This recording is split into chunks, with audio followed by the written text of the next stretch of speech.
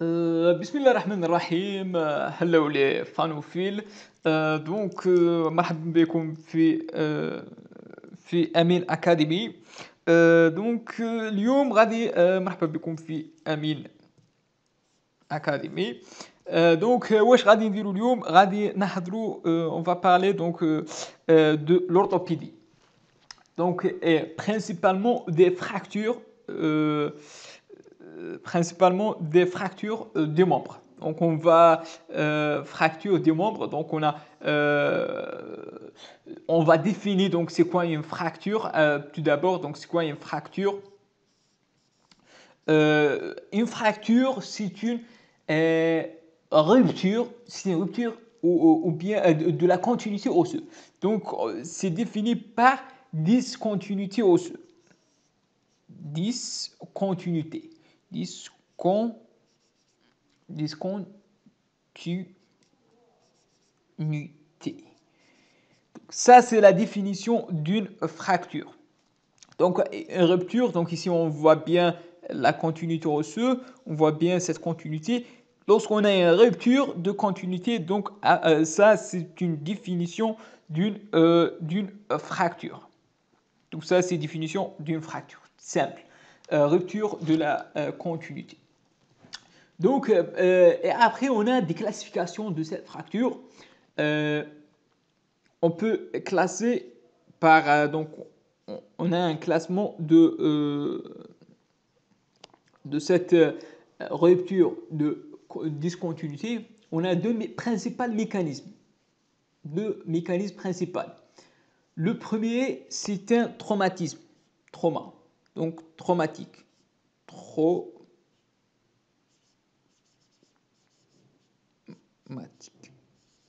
Donc traumatique, c'est le principal, donc elle est plus fréquente, donc une fracture généralement traumatique.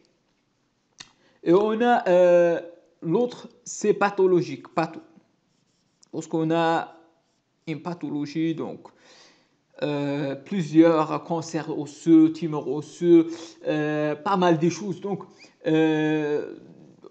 ostéoporose, donc tout ça, c'est entre dans les fractures pathologiques. Donc pour le traumatique, elle est lui-même divisée en deux. Premièrement, c'est un trauma direct. Donc direct trauma. Direct. Et le deuxième, bien sûr, c'est l'indirect. Donc indirect. On écrit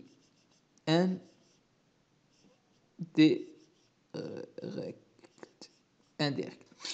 Donc un traumatisme direct et un traumatisme indirect. Donc ça, c'est dans le traumatisme. Et ici, on a par un mécanisme pathologique. Donc par un mécanisme pathologique, ici on a pathologique, ici on a traumatique. Dans le traumatique divisé en deux, l'indirect et le direct. Donc dans le traumatisme direct, donc on a un accident de travail, un accident de voie publique, donc d'un trauma directement on a une fracture sur la pointe d'impact. Par exemple, on a ici une force. Par exemple, ici on a une force. On va rupturer ici, on va donc un mécanisme, un choc direct ici. On va fracturer cette os tibia. Et le mécanisme indirect, on a un point d'impact ici et on a la fracture ici. Donc c'est indirect. Donc une onde, c'est physique, principe physique. Donc on a la force qui va aller par là, on a la contre-force, la force qui vient par là et la contre-force vient par là. Et dans cet endroit, on a une fracture par un mécanisme indirect. Donc ça, c'est le mécanisme indirect des fractures. Donc on a généralement dans le mécanisme indirect, rappelez de ça, dans cet mécanisme indirect, donc je veux écrire lorsqu'on a un mécanisme indirect.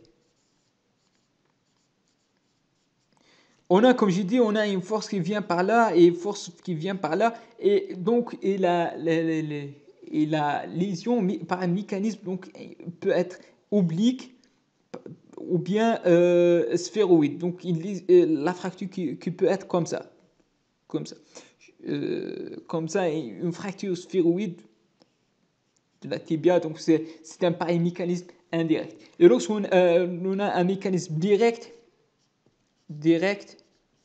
c'est généralement transversal. Donc, on va parler dans le mécanisme. Donc ça, c'est des notions de base qu'il faut garder. Donc, lorsqu'on a sphéroïde et flexion, généralement sont des fractures, des fractures qui sont par un mécanisme indirect. Donc, on va décrire les principales lésions. Donc, je vais essayer de faire en jaune comme ça. Non, elle n'est pas visible. On va faire une petite, donc ici, principal trait de fracture. Donc, c'est une classification par des traits donc, de fracture. On a donc une fracture qui est généralement, on a une fracture simple. Fracture simple et fracture complexe. Donc, fracture simple, on va commencer par le mécanisme simple. Simple, c'est-à-dire on a deux fragments. Donc, on a comme ça une fracture qui va diviser le deux os en deux. Donc, le premier fragment ici et le deuxième fragment ici. Ça, c'est simple. Un seul trait qui va diviser, donc, c'est pas un seul trait, mais qui va diviser en deux fragments. Donc, ça, c'est simple. Ça, c'est simple. Pour le mécanisme complexe, donc, les fractures complexes, on a généralement, donc complexe, on a un trait par là et un trait par là, donc plusieurs qui est deux traits de fracture, donc ou bien plus, donc complexe. Donc le complexe, on a soit deux traits, on appelle donc bifocal, comme ici, donc ça c'est bifocal, ou bien on a plus de 3, donc super. Ici on a deux, pardon.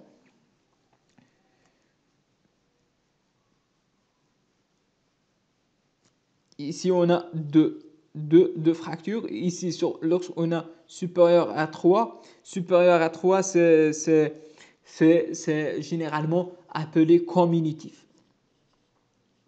La fracture comminutive, c'est une comminutif. Je l'écris ici. Pardon. Cette fracture comminutive, lorsqu'on a plus de 3 fragments, comminutif. Comminutif.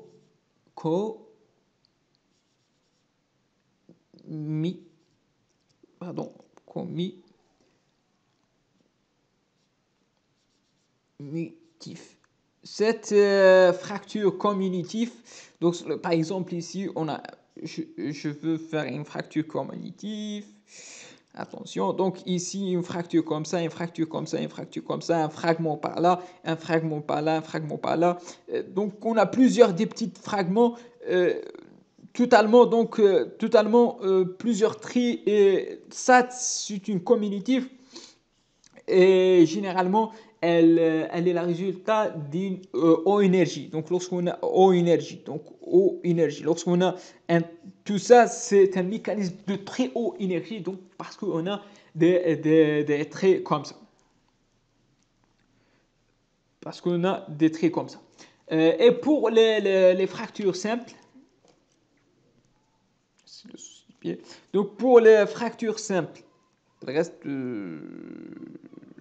Slinger.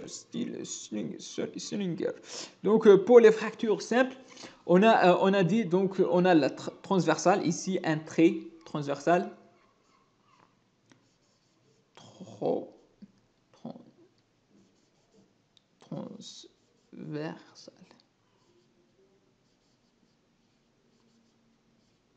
Transversal. On a, comme j'ai dit, la sphéroïde comme ça, un trait sphéroïde. Sphéroïde, comme je dis, généralement par un mécanisme de torsion, par un choc indirect.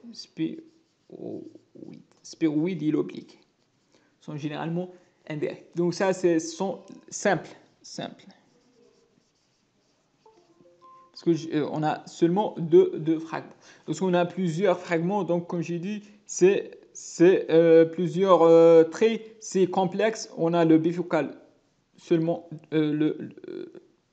pardon, le bifocal.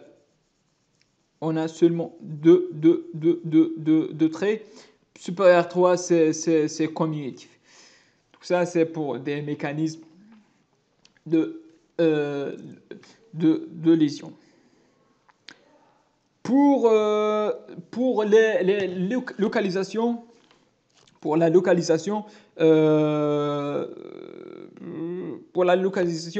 on a le tiers supérieur ici, le tiers, une fracture de tiers supérieur, le tiers moyen et le tiers inférieur. Donc une fracture de tiers inférieur, tiers moyen. Pardon, donc je veux. Donc comme ça. Donc pour la localisation, on a des localisations. Donc on a ici, si vous vous rappelez, ici c'est le diaphyse, diaphyse. Et ici on a le métaphyse, donc une fracture de métaphyse. Et ici, on a l'épiphyse. Tous les os longs sont comme ça. L'épiphyse, diaphyse, métaphyse. Et dans le diaphyse, on a le tiers supérieur, tiers moyen, tiers inférieur. Donc, des tiers. Dans le diaphyse, ça, c'est le diaphyse. On a tiers supérieur de diaphyse immoral, tiers moyen de diaphyse immoral. Donc, c'est la localisation. Après, donc, on a des déplacements, chevauchements, etc. Donc, une fracture qui est déplacée. Donc, on a, par exemple, ici, on a le déplacement. Par exemple, je veux dessiner ici la tibia et ici la fibula. Donc, lorsqu'on a une fracture déplacée, donc ici, on a la fracture, par exemple, ici le trait de fracture, on a ici le chevauchement. Donc, en postérieur. Donc, ici, le trait de fracture, on a le déplacement, donc chevauchement entre les deux.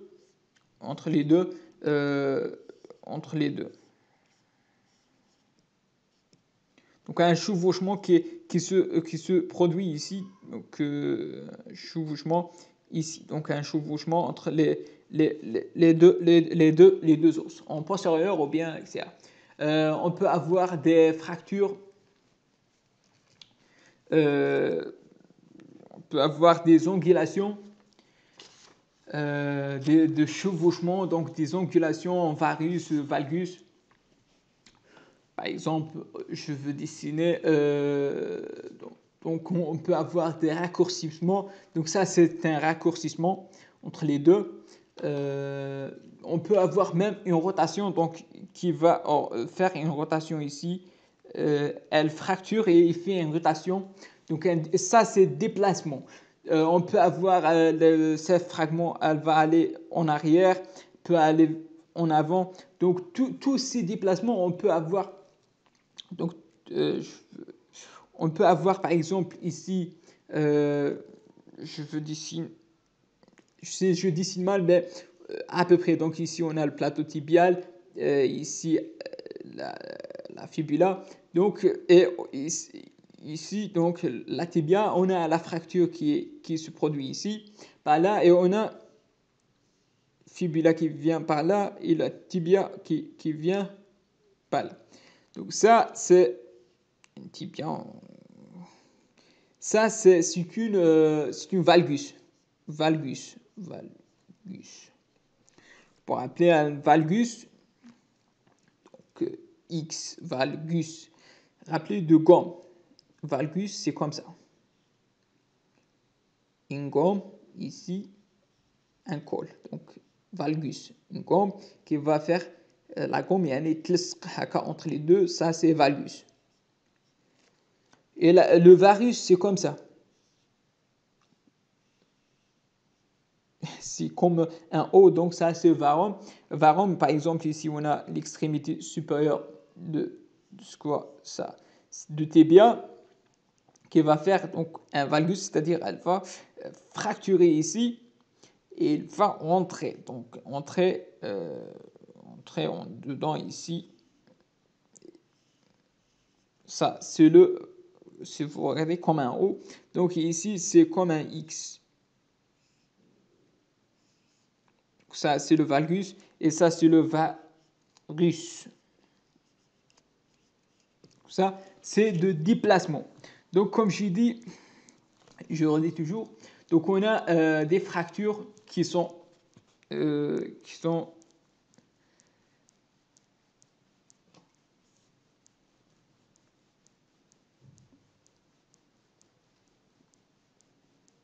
donc comme j'ai dit, on a donc ici, je veux faire. Donc, on a parlé de localisation métaphysaire, diaphysaire, etc. Donc, dans la localisation, on a une chose très importante dans la localisation. On a l'articulaire,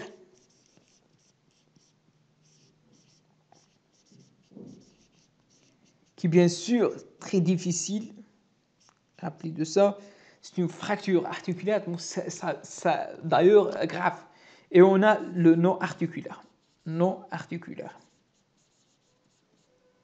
Donc, articulaire. Donc, articulaire ou non articulaire. Et après, on va parler diaphyse, métaphyse, etc., etc. Ça, c'est le plus important de la localisation. Parce que articulaire, surtout donc, ou bien métaphysaire sur un enfant peut avoir une lésion métaphysaire, articulaire peut avoir lésé l'articulation. Il faut une réduction fonctionnelle pour l'articulation marche normale. C'est pour cette raison, il faut bien retenir que articulaire, souvent, on fait une réduction chirurgicale, donc la chirurgie souvent s'impose, surtout dans des lésions articulaires. Souvent, on va aller vers une réduction chirurgicale. Pour la après, on a des fractures déplacées et des fractures non déplacées. Non déplacées. Ça, on a parlé de déplacement, angulation, chevauchement, tous les trucs de déplacement. Bien sûr, une fracture déplacée, ça fait donc une gravité pour faire une réduction. Après, on a autre chose, c'est l'état cutané. On a des fractures fermées.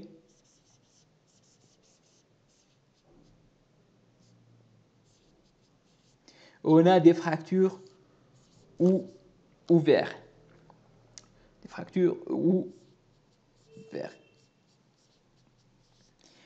Dans ces fractures ouvertes, on a deux mécanismes. Soit, donc on a l'ouverture cutanée, donc l'ouverture cutanée, donc le risque c'est principalement infectieux, mais l'ouverture soit de dedans, le mécanisme de cette ouverture soit de dedans vers le dehors. Oui. Donc soit par un mécanisme ici qui va léser donc cet mécanisme de dehors vers le dedans. Et ça, c'est le risque infectieux très élevé parce qu'on va on va inoculer dans cet point de fracture. Et c'est dans cet endroit de son jambe, la jambe, elle est subcutanée. Donc, c'est très fréquent les fractures ouvertes de la jambe. Fracture ouverte très importante dans la jambe par plusieurs germes qui vont ici, le risque infectieux très important, le risque infectieux très important. Rappelez de ça, le risque infectieux. Le risque infectieux. On a plusieurs comment dirais-je, les complications de cette ouverture cutanée. On a plusieurs complications. On va faire un cours spécial des complications, surtout infectieuses. On va classifier, on a des classifications de cette ouverture cutanée. Est-ce que 1 cm supérieur suturable ou non suturable? Donc 3 stades, donc ouverture cutanée, point. Donc ce sont les classifications appelées de Gustillo. Donc Gustillo. Elle est plus utilisée, cette classification de Gustillo, de classifier ces fractures ouvertes. Donc on a un seul point. Donc Gustillo 1, c'est un seul point. Gustillo stade 2, généralement suturable. Stade 3, donc une ouverture, même le stade 3 divisé en 3, c'est difficile bien sûr, c'est plus dramatique, on peut dire, la Gustillo. Donc ça, c'est le traumatisme de dehors, dehors vers le dedans, qui va introduire les germes avec le risque infectieux. On a le deuxième mécanisme, c'est lorsqu'on a une fracture ici, elle est subcutanée, donc le fracture qui vient ici, qui va léser la peau de dedans en dehors. Bien sûr, le risque infectieux est moindre qu'une fracture de dehors vers le dedans, qui va inoculer directement les germes. Donc tout ça pour seulement les classifications de classification orthopédique, ou bien une petite introduction sur la traumatologie. On va faire le prochain, les complications, Inch'Allah, si on a de temps. Je vous remercie pour votre attention. N'hésitez pas à cliquer sur j'aime, abonnez sur ma chaîne, aimez, partagez le vidéo et surtout واضغطوا على ما يعرف la cloche, الجرس, salam, la cloche pour le prochain vidéo. Et je vous remercie pour votre attention. N'hésitez pas à cliquer sur j'aime, abonner sur ma chaîne et aimer, partager. À la prochaine, Inch'Allah, salam.